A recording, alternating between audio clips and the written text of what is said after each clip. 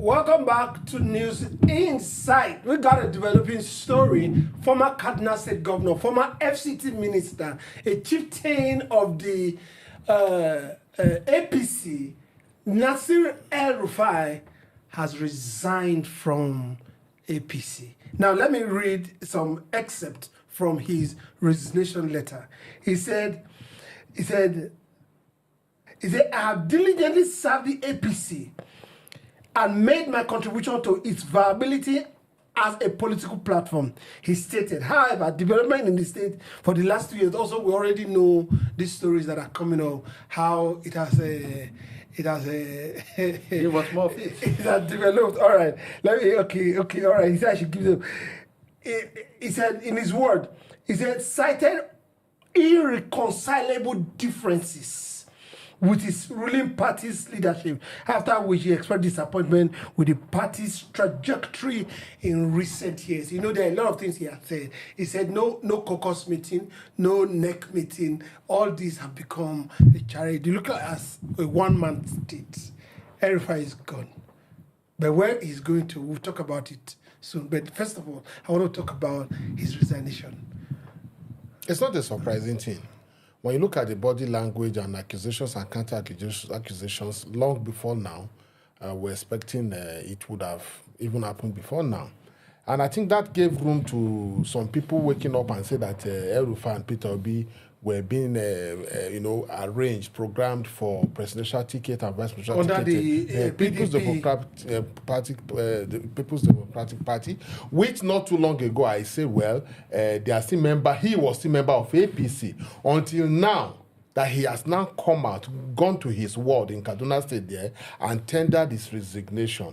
And I'm wondering if he's going to PDP, SDP, Action Alliance, okay, so or which party. let me hang you there. Philip, El-Rufai is gone from PDP, from APC. You know, El-Rufai is a very formidable politician in this country. And we all know the role he played in the 2023 election that brought in the present administration. If you will recall, when the CBN governor and the then Buhari administration came up with changing of the Naira, what have you, El-Rufai led some governor, including the Kogi State governor, to court, to the Supreme Court, and challenged the decision, the policy of the Naira. The APC court. And that helped the Tinubu government, yes, Tinubu election to become president. That means he played a vital role. And you also remember El-Rufai was nominated as a minister, and he was disqualified. You know, when the man said, I have searched and I know that I have contributed to the viability of this party, the man is not just making a statement, he's saying the obvious, which everybody knows in this country. But El-Rufai has also been dogged with a lot of controversies, especially the insecurity in Kaduna State. Well, yes, no man is perfect. Every man has his own weakness. But when we talk about ruggedity as a politician, I will give it to El-Rufai. You know, it's a big blow. It's a real bombshell to APC that not only in Kaduna State, the entire north the APC had lost, a figure. Ella, do you think is that kind of a quality of a leader that could be missed so much in APC? With the ideology of APC and their way of doing it and the kind of people that are in APC, to them, yes, of course it is. Because he's kind of person that always the real kind of people that were in the APC that formed the APC. They formed APC. They formed APC. They made APC where it is today. And so, if a founding a figure like him that starts from the scratch, the foundation of APC to where it is today, with ideas, with the kind of ideas and giving utterances and making utterances and making anything.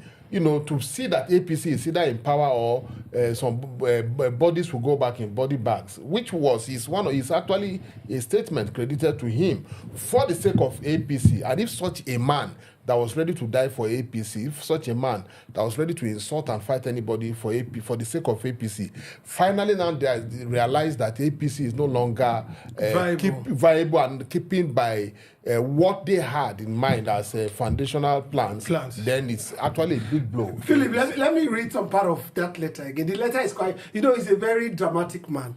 He said, onward to the future. That means a lot to me, and I hope if he keeps that. He said onward to the future. As a founding member of the All Progressive Congress, I have fond memories of working with other competitors to negotiate the merger of political parties that created the APC. It had been my hope since 2013 that my personal values and that of the APC will align up with time. He said, I chose to retire from politics.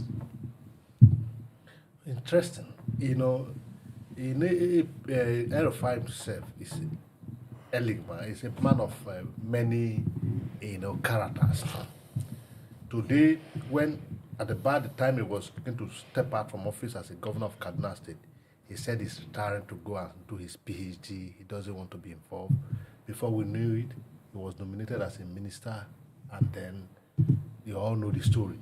Today, he's leaving APC, and he said, if I remember what I read, he said, where he can achieve his cherished goal.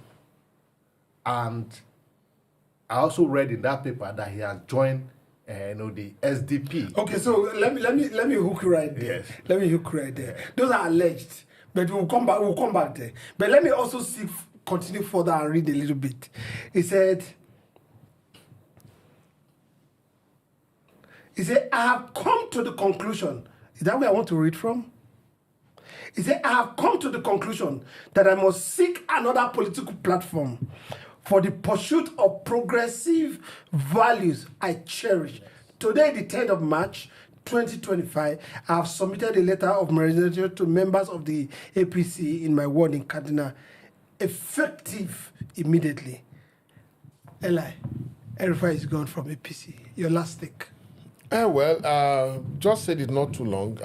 Gone from APC, the party he made the whole world to think was the messiah of Nigeria, the party he made the whole world, he was ready to fight for, the party he threatened the peace of the whole world by telling the external observers that they'll go in body that they either play their pattern of rigging, because that is what they were planning, or they should put their eyes on the other side out of the election they came to observe, or they'll go back in body bags. So today, all right, so he's leaving the party. He's leaving the party. So let's go to where he's going to.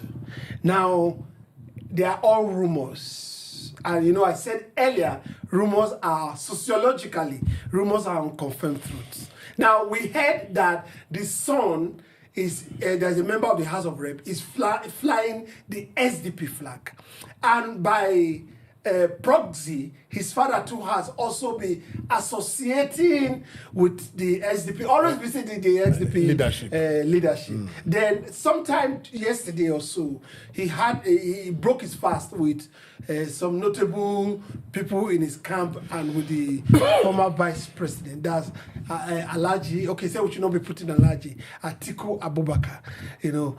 Are this group going all to SDP?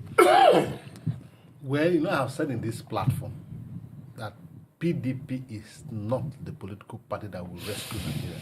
That Nigerian politicians should look for other platforms, especially the Social Democratic Party, which you agree with me that is well organized and well structured and well positioned to rescue power from the ruling party.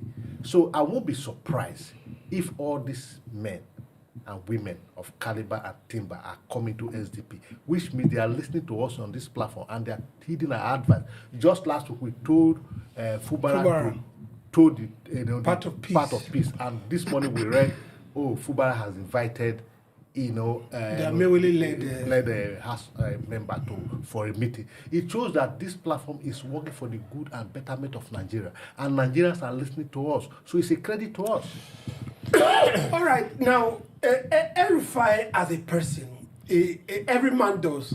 They have enemies, they have friends, and is a political calculator. No, he's someone that also calculates in a political way. Game, yeah. He's a juggernaut in that area, and we're yet to see where he's headed for, but likely to the SDP. And is SDP now going to be a point of convergence for the political elites that are disgruntled with the APC? Eli? Not just APC, Because from what he mentioned, or what you just said, El-Rufai is a close associate of Atiku Abubakar. Yes. Atiku Abubakar is a PDP member. Yes. El-Rufai is an APC member. Yeah. And he told us here that PDP is not the party that can rescue Nigeria from the present economic hardship and insecurity and hunger. And then we want to assume that the APC is not doing very well to take the Nigeria forward. So if people are moving from APC and PDP and heading for SDP, and if SDP is our last hope, then we still do not have a hope. I do hope and I pray that wherever they decide to run to, Nigerians should be smart enough to understand the people whose interest is personal or whose interest is the country. And the SDP should be very careful, or other political parties should also be very careful. When people come into your party, yes, the more number of people, the more strength a political party has. Right. But do not give out your tickets to all these people running from APC, PDP. I will tell them I have one advisor for them. I will recommend it there. Philip, it's a developing story. I'm sure by the next tomorrow or thereabout, we should have a broader view of most of this story. But your take on this and your insight. My take is that, Nigerians had long overdue for this kind of coalition. We have done a coalition that gave birth to APC and we see the result. I think Nigerians are learning. And Chowore has also said that some of these people are not the right persons. And then even if you look at the SDP leadership, if you look at his constructive criticism, has always said that, look, our party is for social justice. You understand? This is what I'm quoting him. So if the SDP believe in social justice and that's what Nigeria is clamoring for, the people that are coming in are bound to follow the ideas and the manifesto of the party and not their own manifestos. All right.